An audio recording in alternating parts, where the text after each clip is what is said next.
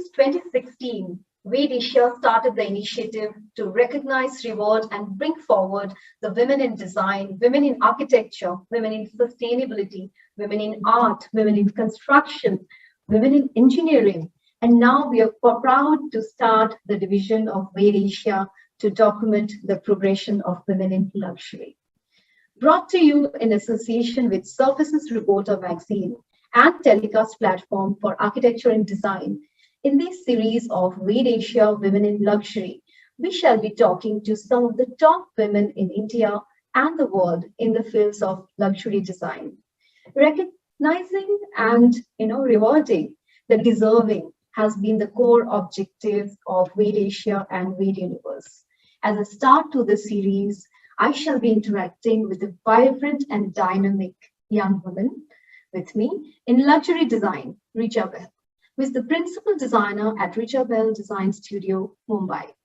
With a list of renowned clients that includes Alia Bhatt, Kriti Sanon, Mirza, Freida Pinto, Parineeti Chopra, Kangana Ranuat, Universal Music Studio, Soda Films, Phantom Films, Coconut Films, and more. Richa enjoys creating spaces that are distinctive and reflects the personality of her clients while retaining her sense of aesthetics and design. Many of you may not be aware that Richa, she's from an advertising field, and she realized her passion for design and architecture while working in the domain of advertising. She initially started designing for the media houses and advertising agencies, and gradually became the go-to girl for celebrities who are looking for fresh perspectives in luxury and home spaces. So, Richa, how has been the journey, the transition and the journey from being an advertising professional to being a celebrity designer in luxury homes? First of all, thank you so much for having me and saying such kind and nice things. It's wonderful to kickstart the series for you guys. So, and I wish you all the best. And it's great initiative. I think more people need to be focused and showcase. So, congratulations for that. To answer your question, I think it's when you've been told that jo bhi hota hai achhe ke liye hota hai, and whatever you do is not a waste. So I guess that's literally exactly what's happened with me, because when I was in my advertising agencies and my advertising day, I was just very not happy with what I was doing. I was there, but my heart and soul was not in it, because I guess as a person who just starts out in life, like many of us we really don't know what you want to do, what you're good at, what your passion really is. But advertising was a great environment. It taught me so much. It made me meet so many interesting people. It taught me a lot of life skills, and I guess keeping all that in mind, and it was so ingrained in me all those years, it's just become such an easy transition to what I do right now, because there's a bit of design there. There's a bit about customer understanding there. There's a bit about branding. There's a bit about how beautiful it needs to be. So somewhere when I realized this is what I love doing, and this is what my passion is, which actually like snowballed into a career. I had not really planned for it. I was kind of thinking, what should I do? And I did something, then I did another place, and another friend bought, then another friend bought, and then it kind of snowballed. A passion just became a career. And the idea was that the passion should never die, and it should always come from there. And that's one thing I've learned from advertising, that the core of everything has to be very, very important, and it needs to see through whatever message you're doing. So for me, message is the kind of homes you create and the kind of people you have. Sometimes you're doing designing for a lawyer, sometimes it's an actress, sometimes it's a writer, somewhere it's a music production place. So it's so interesting to kind of layer it and understand it, and that's how advertising has really, really helped me bridge this together. Awesome. Because in both the fields, understanding the client's need comes at the fore. So I'm sure you brought in the understanding and the learnings from advertising, and that made the entire journey much more fruitful. So, Richa, luxury means different things to different people, right? So, luxury Absolutely. is a very, very personalized kind of Yes. experience. Yes. So, Yes. what's luxury according to you? I think for me, luxury is very layered, and it is not just about what the space looks like and what you've used it, what products you've used. It's a feeling. It's like when you enter a space, what is that aura or vibe which you create, and that and the peace of mind and the happiness mood which it gives to you is luxury. I think in COVID also we've kind of realized your mental health, your health in general, is really the new wealth. And of course, it's been something which has been there forever, but I think it's something which kind of has got ingrained into people's head, and they've kind of realized and felt it, that your space really dictates what peace of mind you get. And I think that having that feeling of happiness and peace and that warmth and that coziness you get from your space, what you create and what you call it a home, is a great luxury to have. A good looking space, a space which gives you really good vibes, which has places where you can really unwind, you enter, and your mood changes. So this is really like the new luxury in life, to have the kind of humility it kind of brings into you. So I think for me those are very critical luxury things, which I kind of then marry it with what we need to put in terms of the kind of products and materials and the items and the furniture, and basically physical and mental. So it's like a mix of both, and how you balance it with what, I mean, in an earthy looking space which is beautiful, and you enter and you feel like this calm and you feel this peace, is itself luxury. Hmm. So wonderful, wonderfully explained. What was the first project that catapulted you from the advertising to the home space luxury design? I think for me, the thing was that I started with my own house, Okay. and what I really kind of learned, and it was me in the shoes of a client at that point, and I realized that when you do a home, it is a home is built with lots of things in it. It's not just materials. It's about a memory which you've traveled to some country, or you've gone somewhere, or like that heirloom which your grandparent had, or it's literally like how you get married and then you want to wear something which your piece of jewelry which your mother had inherited and she passes on to you, or it could be the sari. So it's literally that life which kind of brings back into your house, and that's what I wanted to create. That little one memoir you bought from somewhere, that little flea market you've gone somewhere and you've picked up some random things, and then how you kind of create that look overall and make that blend interesting. So it's not just like a home with a particular theme, but it's a well traveled home. It's a home with nostalgia. A lot of times I like to kind of bring in, whether it's like door handles, whether it's like a piece of flooring or cloth, where people will turn around and say, what, when I was growing up, my grandparents, and I would go for summers to their house, they used to have a door like this, or they used to have a cloth like this. So it brings back so much memory, and I think that's what the comfort is all about in your house, and it's relatability. You need to relate with what you have, and I guess for me it started when I created that in my house, and that's what I continue do with for any of my clients. Is I like to create that little bit of touch points where it's not alien to you, it's new, it's different, but it's still familiar, and that comes with a lot of understanding, spending time talking. So that kind of began with me, and I think that's the style where people kind of related to. And I had really close friends, and they make ad films, really funny ad films, and they bought a house, and they said, now we bought a house, you do it for us. And they're actually Malus, and Malus who've been in Bombay forever, but in heart They love Kerala, and they love traveling, and they love Bombay. So it kind of just started with putting bits of all these things into their home and make like a lovely contemporary box. But the way we painted it, the lights were completely modern. So I guess it kind of started falling in place, that whole design and the vibe feel. And that's how it kind of kicked off.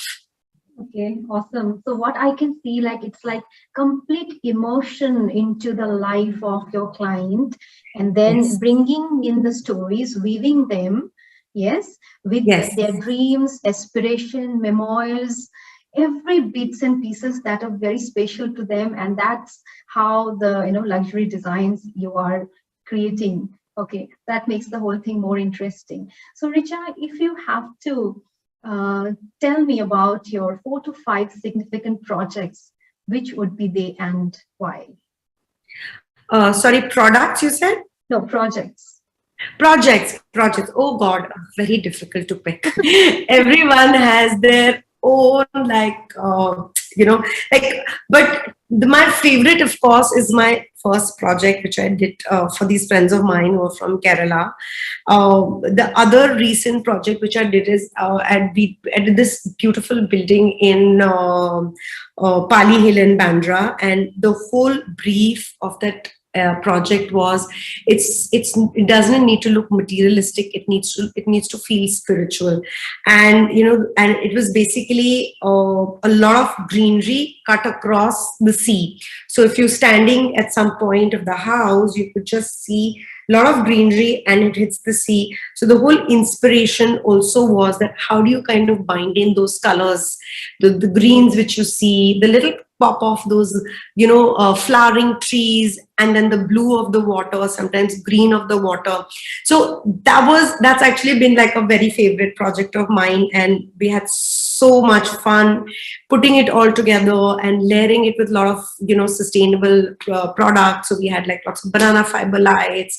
We had kind of again created a mix of a modern and an olden era. So that's again a really interesting and a favorite project of mine. I'm currently doing a lovely home in Hyderabad, where it's a home of an artist. She has 30 tanpuras and 12 harmoniums. So we are like figuring where do we do what. So it's really interesting because every project comes with a very interesting background of who the people are. So that kind of makes it even more exciting to tailor make it for them, and that dictates what you're going to do for them. If it's a writer, then what are the amount of spaces you should create for them, because they're thinking people. They're people who will sit in one corners and write, and they don't need to be in this really super manicured spaces. They like their happy clutter. So so each one is different. Like currently we're doing a house for this couple who's a lawyer. It's in Dhaka. They love their books, so we are doing these tall bookcases for them with tons of books. So it just, everything has this interesting little bit of elements which make it special, actually. Yeah, so very difficult to pick up my favorites, actually. I can understand. Do you remember any kind of challenge you faced in any project or any brief that was really something that needed too much of a research, or something that you'd like to share with our audience? I don't know. I just feel that I get a lot of dilapidated structures to fix. So, but that also makes it special because we start literally from scratch, from fixing it and repairing it, and every little thing kind of gets redone. So that itself, it's very challenging because there are lots of ifs and buts there. So a lot of planning there. So it kind of happens, but not really so difficult. Like sometimes you have to deal with crazy things like termites and rats, and sometimes it's some directional related things. Like it could be like, how do you work out so you can bring more light in? So each project actually has its own sets of challenges, and and I think by now we all are so used to accepting them and kind of finding a solution to them, and just like another day, another challenge, solve it, move on. It's more like that. Got that. So do you have any message for, you know, young and aspiring designers who want to enter this field of design?